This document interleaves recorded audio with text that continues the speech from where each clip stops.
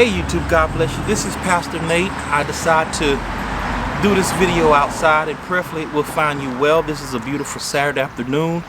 However, when you get the video, it will be one day next week. Just decided to break up the monotony, change up the scenery a little bit. Thank you for visiting the channel. Listen real quickly, you saw the title. We're going to talk about it today. We're going to talk about the power of choice versus narcissism and, you know, cultish behavior or cultic behavior. I think cultic or cultish, I think that's the word, but you know what I'm talking about. And we're going to talk about people having a controlling spirit. Now, if we look back in the garden, I won't go to the scripture reference because you all know what I'm talking about, right? I try to base everything on the word and make the biblical application to what's going on. If you look back in the garden, God told Adam and Eve not to eat of a particular tree. However, he did not force their hand. He still gave them the power of choice. They did choose to eat of the tree, and he said, you will surely die. You know, you'll die spiritually. Now, that's not to say that whatever choice you make, you're not going to suffer consequences. He gave them the power of choice, but they still suffered consequences as a result of the choices that they make. So what am I trying to say? If God gave man a choice, who are we to control somebody? Who are we to control others? Now, it's kind of like the Jim Jones situation. You know, you have people in the world, especially leaders of our church, pastors and so forth, that like to control people, especially their members. You can't go to this church, you can't go to that church, you can't work with this pastor. I've dealt with that all my life, which is one reason why I really don't like getting close to church pastors. Hold on, my eyes are watering. Because the minute you do, in my cases, they like to control you. And if they find out you working with someone else, then I don't know, maybe there's a spirit of jealousy. Maybe it's a controlling spirit. They have an issue with it.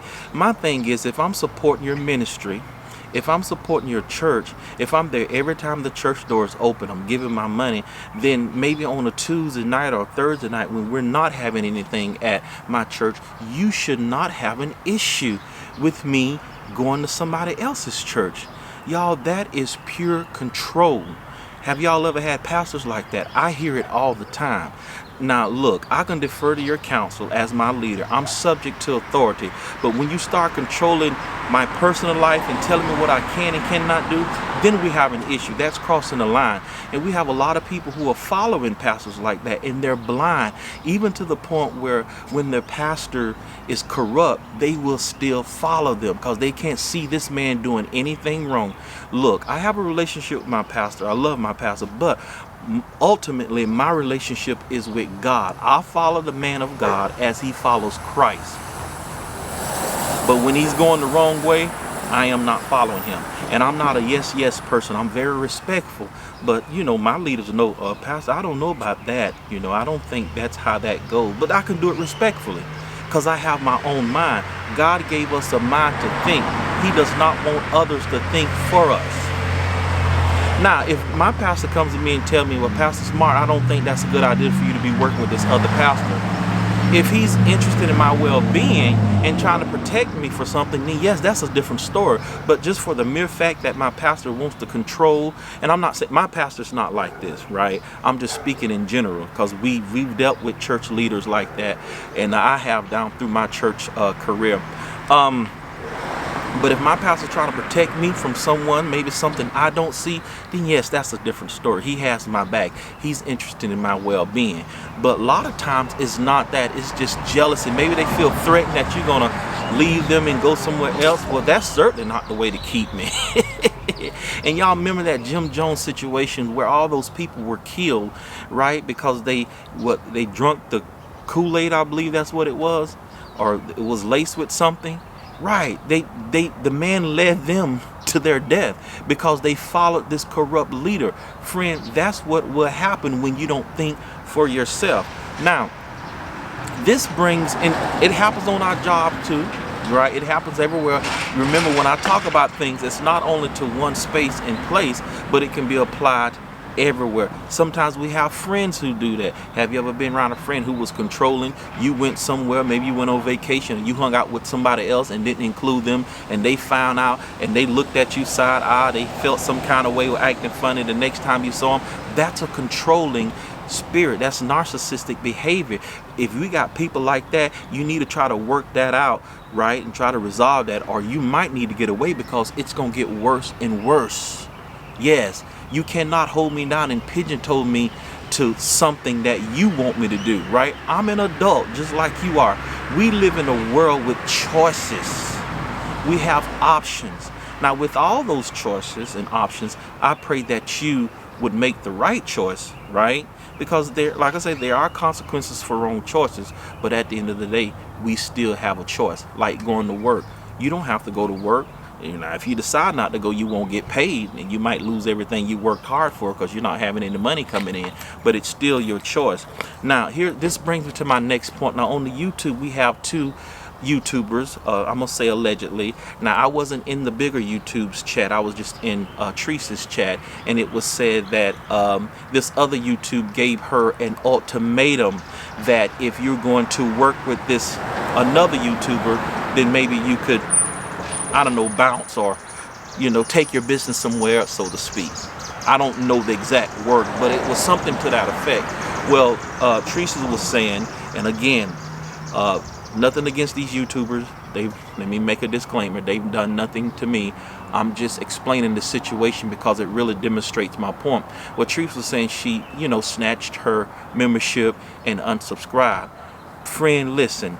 We got YouTubers out there like that. I've seen that. If I see you in this chat, if you rock with this person, then, you know, you can't like be on my team, or so to speak. I haven't really seen that much here lately, but it used to be like that, and some of them are still operating. That's why I'm not tied to anyone.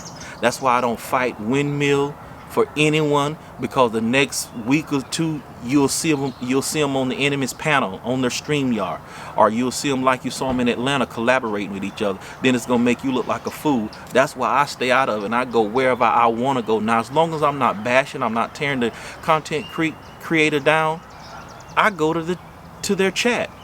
And if you have a problem with me doing that, then maybe I don't need to be in your chat. Maybe I just need to pull away from you, period, because that's that controlling spirit. Y'all, we got to hold these people accountable who control. Get from under that, because it's going to be a mess later on. The first sign I see that, you know, I'm not trying to be all paranoid, but when I go to churches now, and I try not to get close to leaders and stuff, when I see those signs, I say, oh, no. No. Because when I want to go somewhere else, then you're going to have a problem. Y'all, it's going on in our world today, and I think people have been doing it so long, they don't even know that they're controlling. They don't even know that they're displaying narcissism and that controlling spirit. We should be able to go anywhere we want to on these YouTube streets, and anywhere we want to in this world, and any church we want to, and we should be able to hang out with anybody we want to. Now, the only way I won't visit your chat or go on your page is if you simply say, well, Pastor Nate, I don't want you there, or if you block me. Now, I don't know why you would block me, because I'm not going to come in your chat and cause trouble, but I'm not going to go where I'm not welcome, right? Then if that's the case, then you will not see the Smart Show on your page anywhere. But other than that, you hadn't done anything to me. I go wherever I want to go, and everybody knows that. And I got criticized for that too. But you know what? I don't care. When you have your own mind, you don't care what people think. You don't let people influence your choices when you have your own mind, right? Now, the only time they influence my choices when they're interested in my well-being, and they're telling me, hey, Pastor Nate, I wouldn't do that if you. I have experience in that area, and it's not good. Well, if you love me and you're interested in my well-being, yes, I'm going to consider that. But just for the sake of controlling, I'm going to do what I want to do, and I'm not being arrogant, and I'm not being like unruly or whatever you want to call it, or trying to go against the grain. I just have my own mind. God gave me a brain to think. You can say what you want to say. You can do what you want to do. You have options. I can't control what you do or what you say. Everybody has their own opinions. Some people will get mad if they state their opinion that's not congruent with their opinion. They want you to say yes to everything they do. They want you to agree with everything they do. No. We have the power to think. We have the power to choose what we want to do, right? And how we feel. We have the power to display and say how we feel like the next person.